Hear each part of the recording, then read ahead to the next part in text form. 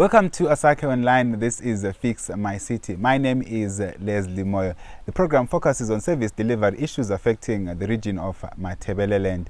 In this week's program, I am joined by Mr Bukhosi Moyo, a local government analyst, to discuss the City of Bulawayo's Master Plan review process. The local authority is in the process of reviewing the current Bulawayo Master Plan and is holding consultative meetings with residents in all the city's wards. Welcome to the program, Mr. Moyo. Thank you so much. Maybe as we start the program, explain to us what a city master plan is.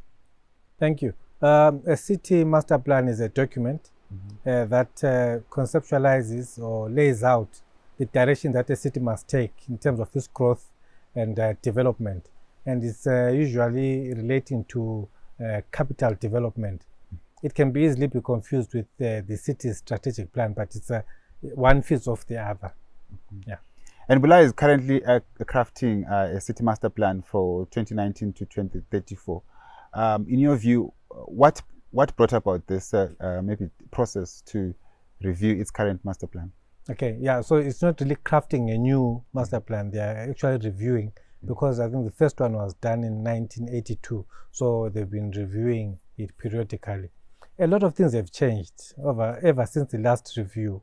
And that's why we have to have this review. The economy has changed, the population has increased, technology has come in. There are a lot of factors that have really changed, and so the city has to review its master plan so that at least it becomes relevant to today. There's what we call the Sustainable Development Goals. Number 11 talks about the city being safe, inclusive, resilient, sustainable. So every now and then a city has to find out if it is still within the guidelines of SDG 11. And if anything has changed, then obviously the master plan must also change. So the city is realizing that the environment is changing. That's why the review. And looking at the coming 15 years, what would you say are the key priorities for the city of Bulawayo? Well, in my view, the key priority is infrastructure. Infrastructure, because socio-economic development hinges on infrastructure. The success of the city hinges on infrastructure. Even attaining SDG 11 hinges largely on infrastructure. There's social infrastructure, our clinics, our schools, and other such, housing, and also the roads, public places, road system, transportation, all those things. That's infrastructure, and that is what is key. Also, the issue of water. Bulawayo has had perennial water problems. Developing the water infrastructure is also key. So I think those things are the ones that should be seen in the master plan. And you mentioned service delivery. You mentioned the issue of water. You mentioned the issue of housing, and the service delivery generally in Bulawayo has remained a big challenge, like you pointed out. And in the next 15 years, according to the city master plan document that is currently there, they expect the population to increase. And do you feel that the city of Bulawayo, with the challenges that it is facing, has the capacity to offer quality services? Well, firstly, I think on the issue of population, I think if you read the proposed master plan, I think the population estimates have been actually toned down. They actually say that population will increase by about 2.5% per year, which might not even be so. It might even increase. So I think that was done deliberately so that at least when they were now measuring the city's performance against this master plan, they won't be far off if they really fail to do what they said they'll do. So the population will increase definitely, and on whether the city will have the capacity to provide services to the increased population, well, it's debatable. On paper, they've got good plans. That's a fact. But looking at what is happening on the ground now, you can obviously see that there will be challenges as the population increases. We do not have enough water for the current residents of Bulawayo. And in the absence of a new dam being constructed, water will continue to be a problem. Fine, there are plans to get water from Zambezi, from Kwaishangani, but that has been talked for many years. Also, in terms of refuse collection, for example, we are complaining now. What more when the population increases? In some areas, in the western areas, we know that the local authority is not collecting refuse. Actually, residents are using their own vehicles, of course, requested by council, to do refuse collection. The council is overstretched as it is. There are some suburbs that have not been serviced. Country Park. Find that Karikai Shalan program probably has central government involvement, but already you can see that the city council is failing even to service some areas in Bulawayo. So the increase in the population will just be a disaster.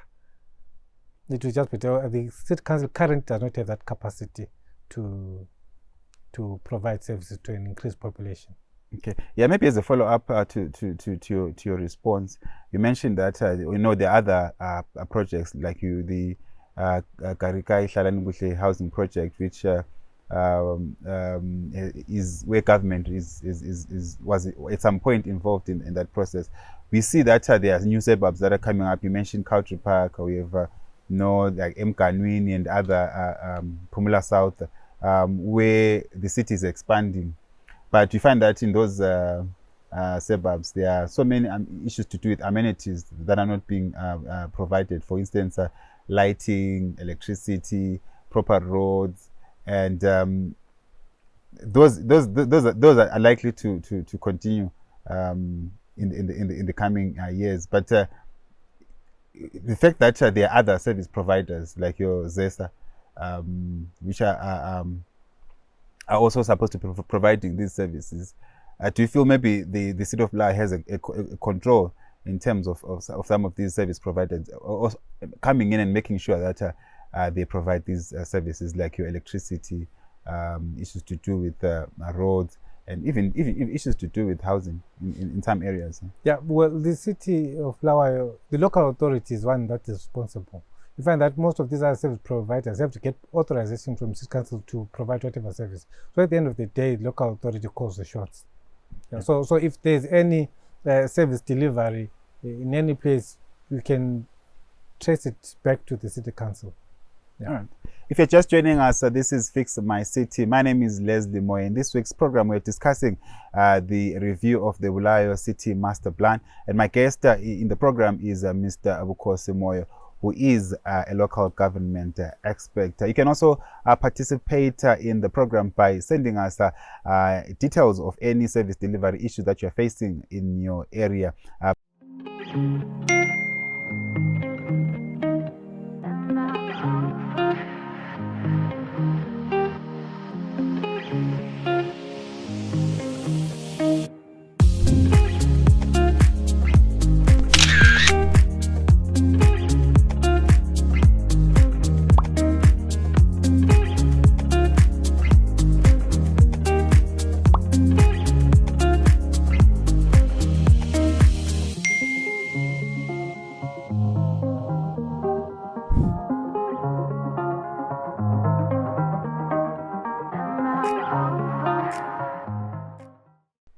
Welcome back to Asake Online. This is Fix My City.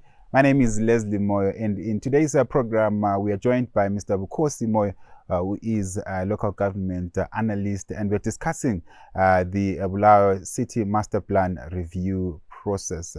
And Mr. Bukhosi, as we continue with our discussion, before the break, I think we were talking about issues to do with housing, issues to do with, the city providing some of these amenities to its residents, and demand for housing in Bulawayo has always been there. I think we have a housing backlog with about 130,000 people who are in need of housing, and if the city is to implement its city master plan, it has to expand its geographical boundaries. But what is the process in terms of engaging other local authorities or even government in terms of acquiring more land?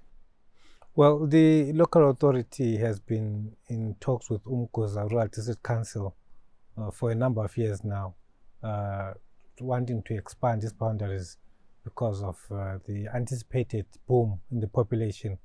Of course, this has met some resistance from Umkoza Rural District Council, but negotiations are taking place. So it's an issue of negotiation and compensation, because when one local authority has to cede land to another local authority, there has to be some form of compensation, because land is economic wealth. So if one has to surrender economic wealth, then they'll have to be compensated somehow.